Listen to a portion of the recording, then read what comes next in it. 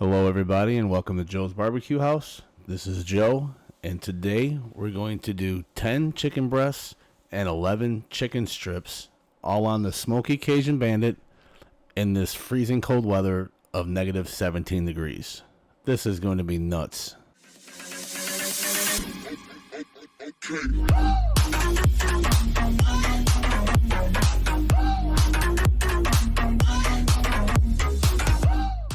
I decided to take some of these shots indoors because it's just too damn cold out there. So we're going to go ahead and get this thing fired up. And as you can see, always a dry water pan. I have my chimney full with 3 chunks of apple wood.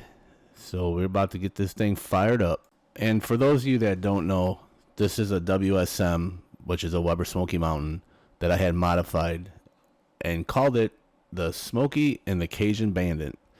This was named by a YouTuber, and his name is Jay, and he has a great YouTube channel called Camp Meat Barbecue.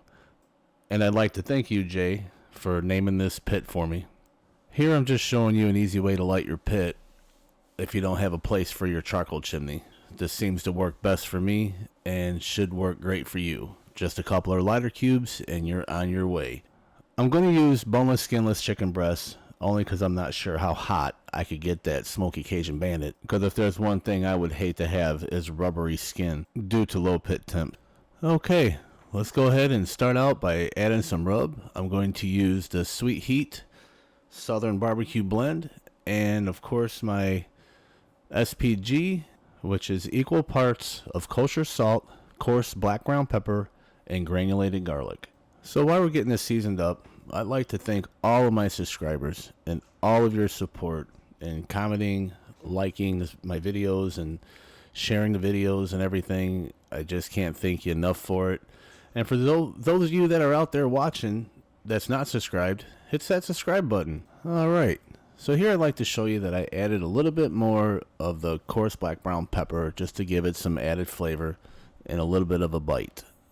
For those of you that are new to the channel, this is the Smokey Cajun Bandit with an 8-rack system. I run 3 racks in the bottom section and I run 5 racks in the top. So here you'll see I'm only using 4 of the racks on the top and staggered all the chicken so we can see how this thing will perform in this freezing cold weather. I would also like to mention that these racks are fully adjustable and it's amazing how much food you can put on this cooker. Alright, so our coals are lit, so I went ahead and stacked it back together, and within 5 minutes, we are at temps of 225 degrees with all the vents wide open. So a few more minutes went by, and as you can see that we're almost hitting 300 degrees at the top, and we're about 250 degrees here at the bottom section. Alright, we hit pit temps of 300 degrees in the top level, so I went ahead and added the chicken. But because the chicken's cold, I know it's going to cool down. So let's see how this thing performs.